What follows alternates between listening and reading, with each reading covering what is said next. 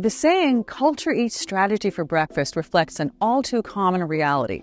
Many companies' bold plans to innovate and move into new markets can hit a wall in the form of entrenched attitudes and ways of working.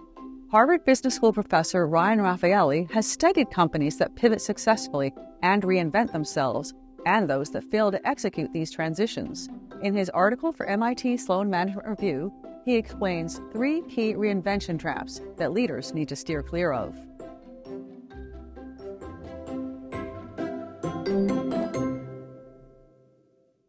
So you've characterized the obstacles to pursuing new opportunities as 3 reinvention traps. Could you characterize those for us? So it's important to understand this research is built on about a decade of work of trying to understand why some organizations just seem better able or capable or actually make it through these technological shifts or business transitions. And over this period of time, I've started to see patterns of the ones that seem more often successful than others. And through that, I also saw these classic traps that seem to appear for those that didn't make it. So the first trap that often appears is the one that I call is the identity trap. And the identity trap comes when you quickly and over time begin to recognize who we are with ultimately what we do. This idea is that we define ourselves by a specific product or service. And that's the thing that often makes it hard because employees have to figure out how to move beyond that. The second trap is one that management scholars have looked at for a while, which is called the architecture trap. What you begin to see is that organizations will start to think about innovating on multiple S-curves, and yet they use the same systems and structures and incentives to do the things that are at the very beginning incubation stage that they're still using for the things that are more mature, and they crowd each other out and often get themselves into a place where there's misaligned incentives. The final is the third trap, is the one that I call the collaboration trap.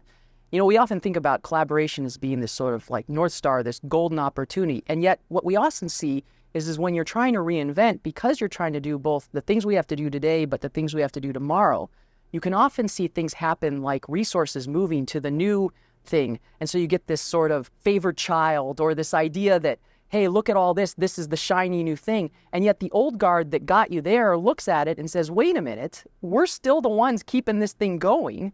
And so you see this collaboration it's really banked on this idea of, can I trust you? Do you understand how we got here? And will you understand how to get us to the next phase and not leave me behind?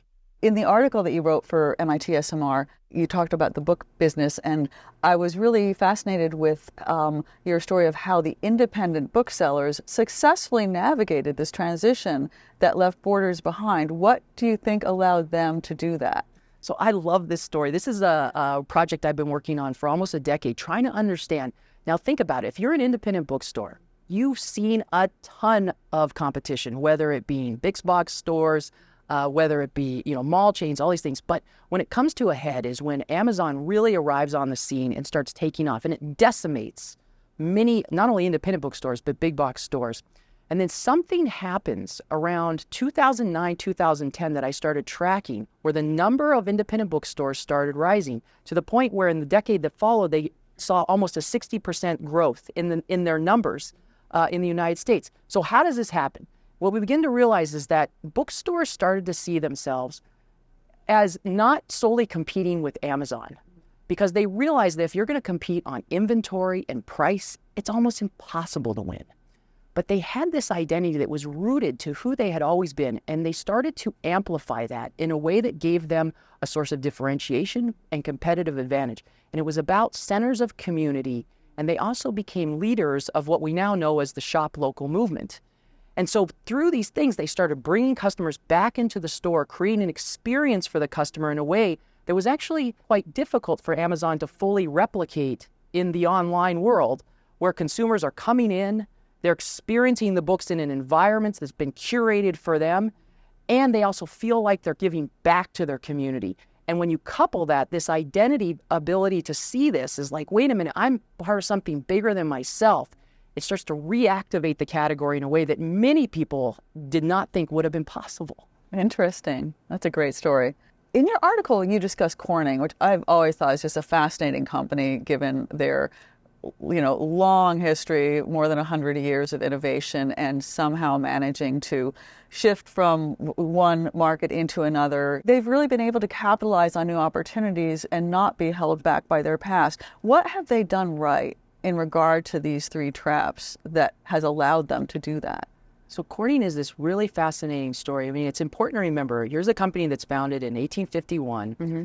Thomas Edison reached out to them when the first incandescent light bulbs come out and says, hey, can you put the glass casing on these? And yet here they are today making multiple product class transitions, right? Yeah. Whether it be to Pyrex, you see the LCD screens, fiber optic to the home. You just see this company continually to shift and reinvent itself. And so I got fascinated with them, embedded myself in this company for several years to try to understand what's going on here, what's part of this sauce. And what you begin to see is that they actually anticipate these three traps very thoughtfully. Yeah. So, for example, one of the things that you begin to see is when they start thinking about breakthrough innovations, they started to realize that they had to create new architectures, for example, to incubate these. And so they have this emerging innovation group that allows this to happen. But importantly, they make sure that these things all of a sudden launch and get a little bit of market revenue before they send them to the business units. Because one of the classic traps is you have an idea, it gets sent to the business unit manager in a lot of companies, and they say, I don't have time for this, right? But Corning has figured out, hey, let's give it a little bit of legs. And then once it gets going, it's revenue positive. They send it over. Business managers are happy to take it in under their guise. The other thing that's unique about Corning is that when you ask them about their identity, they never tell you that they're one of their products. And one of their key leaders once said to me, we have a distinct competitive advantage. And it's our idea that in many ways our identity is anchored on the periodic table of elements. It's glass. And because of that, as long as we understand that that's one of our core technologies, we can move across these different product classes in a way that isn't seen as a threat internally. And Corning has always been thoughtful about creating an identity of who we are and what we do that's just enough loosely coupled that as long as it's connected to glass, you could see these different product classes begin to emerge and sit alongside each other. Why is it such a challenge to balance these two kinds of innovation activity? If we can go into that in a little bit more depth. So I think what happens is that organizations will set up, often they actually try to solve for this architecture trap by creating a separate team to do the early stage work, or maybe a team that does sort of high growth, and then you have another team that's doing the maturity. It's important to remember that these are all innovation activities. So what often can happen as a trap, especially around collaboration, is you get these silos that can emerge. And as a result of this, you often get a bit of either resentment or mistrust, or just questioning, what are they doing? And sometimes what happens is also wondering, do they really know the history of how we got where we are, especially those that are sitting later on? The other thing that can often happen is people that sit in different places can often wonder, am I going to get replaced by this new group that's coming up? If the organization doesn't, and particularly those senior leaders, don't communicate why each of these different areas is important to the organization's longstanding sustainability. One of the things that you've cited as an antidote to that collaboration trap is, frequent interactions. This is increasingly a challenge as so many of our organizations are hybrid and remote. Any ideas, suggestions for how you've seen people manage that? So I think one of the things that can sometimes happen in a world where we're often hybrid is we see a lot of people in large meetings. Everyone's invited. The cost to enter is very low. And it can often be a trap for understanding or really appreciating, are we actually interacting with each other? So just being in the room together is different than committing and understanding the other person's challenges, their needs. And so an antidote to this that I've seen in many organizations is actually trying to understand, how do you have one-on-one conversations with individuals where it's about building trust? Where you're fundamentally sitting down and you're saying, hey, help me understand what's the innovation challenge you're working on.